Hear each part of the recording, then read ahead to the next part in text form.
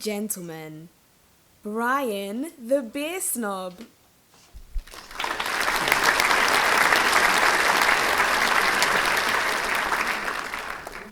Why don't you turn around and face the camera sometime? Ah, it's too handsome. Thank you for joining me today. Today I'm going to be reviewing this beer from 21st Amendment Brewery. And this is, I think this is called Blah Blah Blah IPA. It's, looks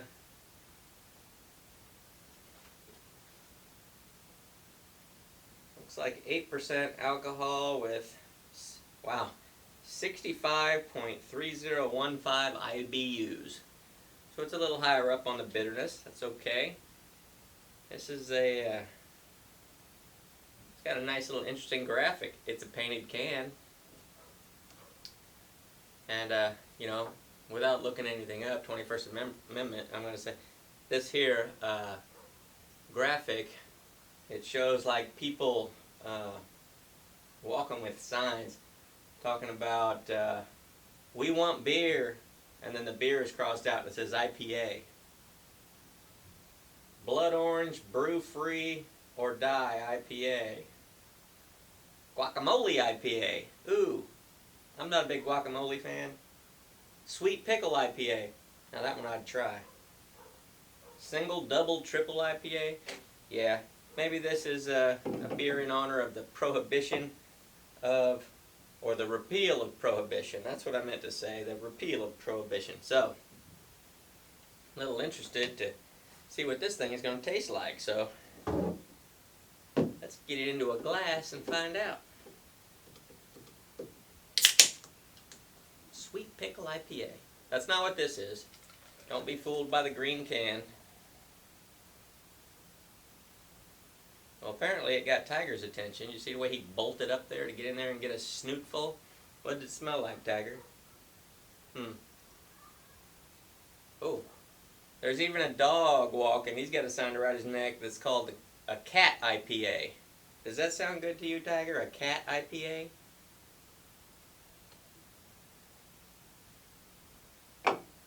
Alright. 8% did I say? 8%. So, nice color. Yeah, nice little pillowy white head. What do you think, Tiger? What are you looking at? He likes sky raisins. Those are flies. If a fly gets in the house, he's on it like a laser focus. Usually tracks it down to a window somewhere. Boom, he's got that fly eaten in seconds, and he acts like it's a pretty decent treat. I had a fly in my mouth when I was outside last week. I didn't think it tasted like a decent treat. Huh? Yeah. Yeah, he's purring. He likes this one, so I'm gonna... Smells a little sweet. Cheers.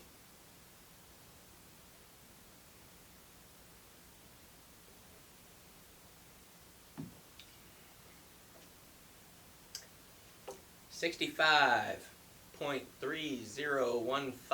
on the IBU scale. I didn't know, honestly, I didn't know that the IBU scale was that accurate. I thought it was whole numbers only.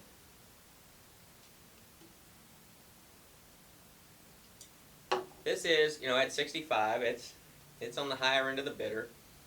I've had beers, you know, that were 35 on the IBU scale, and I mean, the bitterness level was hardly detectable. This, I can taste it. It's not bad, you know. I've noticed a lot of people like the bitter beers, and they're not bad. They're not. They don't. If I wasn't a beer drinker and somebody said the beer was bitter, I would think like, why would I want to drink something that tastes bitter? Well, when we're talking about beer, it's just a nice finish. I mean, when you get the flavors of the beer and then it ends up with a little, you know, a finish in the back end, it's okay. Because this one starts out sweeter. Definitely orange. There's orange in there. So the first, you know, flavor that I get as soon as it hits my tongue is the orange. And it stays orange all the way down. And then the back end of it is, you know, more along the lines of the orange peel. And I don't know what you call that white stuff. Like if you peel an orange and that white stuff that's inside the peel, that's between the peel and the orange. You know, when I was a kid, I used to love to just eat that because it tasted good. However, like on a grapefruit, if you eat a grapefruit and you peel it, it's got that same white stuff between the peel and the grapefruit itself. That stuff is very, very bitter, so I didn't like eating that.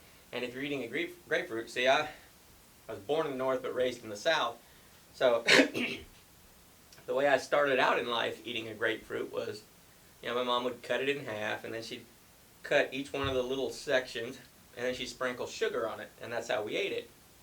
But then when we moved to Florida, there was orange groves and grapefruit groves that went right up to the school playground. So we would always like pick those during recess, and I saw the kids just peeling a grapefruit and eating it like an orange, and I thought, ooh, how nasty, because there's no sugar on it. But, as I always say, when you're in local, you do what the locals do. And so I started eating my grapefruits that way, and that's the way I eat them to this day. I peel it and eat it like an orange. I don't put sugar on it. So, I like it. But they can still be bitter if when you peel it and you don't, you know, after you've peeled the peeling off of it, a grapefruit still's got a lot of that white stuff on the outside of it. But if you peel that off, the grapefruit is not going to be nearly as bitter. So, yeah, I get oranges in the front. And like that grapefruit, like I said, I don't know what that white stuff is called, but that's what it tastes like. That bitterness is the follow-up.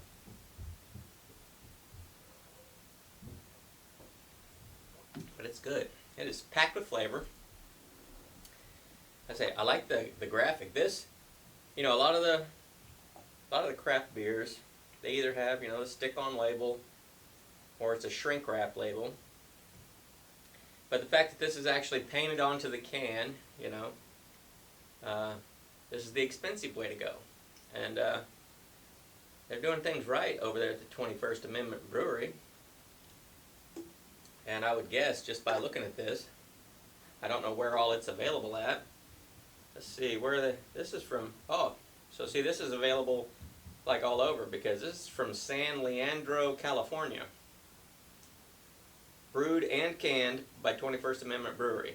So they're not brewing the beer and then shipping it off to some other brewery to have them can it. They're doing it all. And it tastes good. I don't know where San Leandro, California is, but I like what they're doing.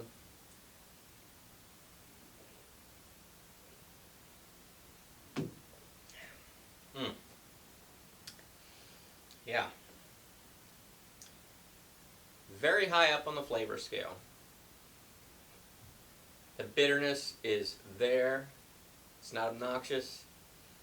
It's a nice finish. Like I say, it's a nice finish. So, it's a good beer. I'm going to give it a thumbs up. It's nice. I'm going to sign off today. I guess Tiger, he's sitting on the other side of the bar. You can't see him, but he's sitting in the bar stool right there. Actually, he's laying on the bar stool. Tiger, he doesn't even want to come and say goodbye. So I'll say it for him. Thanks for joining us, and I hope to see you next time. Until then.